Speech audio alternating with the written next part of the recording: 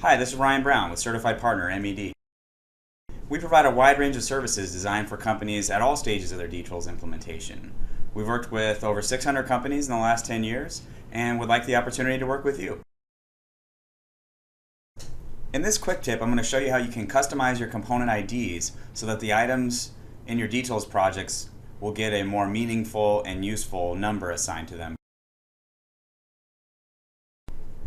Okay, so the first thing that we need to do is go to the setup area in your navigator. Now, once you get here, you want to click on the formatting tab, and then we want to go ahead and allow ourselves to edit the settings. So we want to look at the component ID format. Now, I have mine set up to use location 2 and the category. So I'm going to use the room ID of location 2. Now, in my particular setup, location 2 is equal to the room. And so what that references is your location type. So I have mine set up as area, room, and closet. This is location 1, 2, and 3.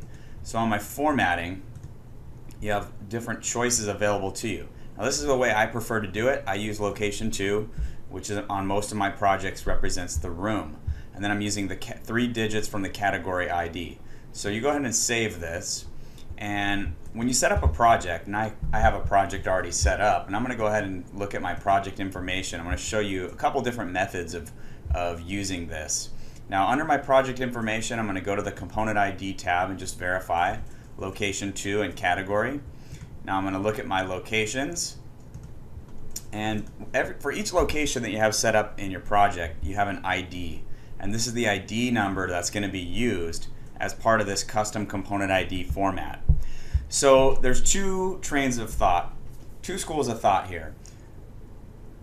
One, many people like to use the room number. So if you're numbering rooms on your plans, or if the plans you receive from the architect has a room number, you can name your rooms this way, where it has the room number in the name, so it just makes it a little easier for everyone to understand. But then also under the ID, I want to place room 101. Now what that's going to do is when my component IDs are created in my project, you'll see here, it's going to give me room 101, cable 1, 2, 3, 4, 5, 6, etc.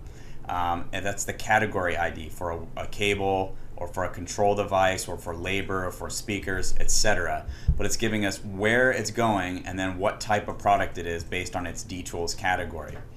Now another school of thought is to actually, instead of using room numbers, to use room abbreviations. So here's just an example of how that can work out. KIT for kitchen, LIV for living room, you might use MBR for master bedroom.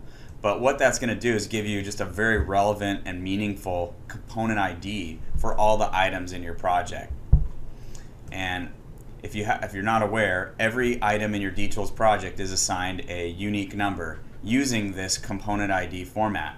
Now if you want to change the component IDs for a project that's already been created, you can recalculate the IDs. You just have to be very careful that you haven't used those IDs as a reference on a project on products that have already been installed.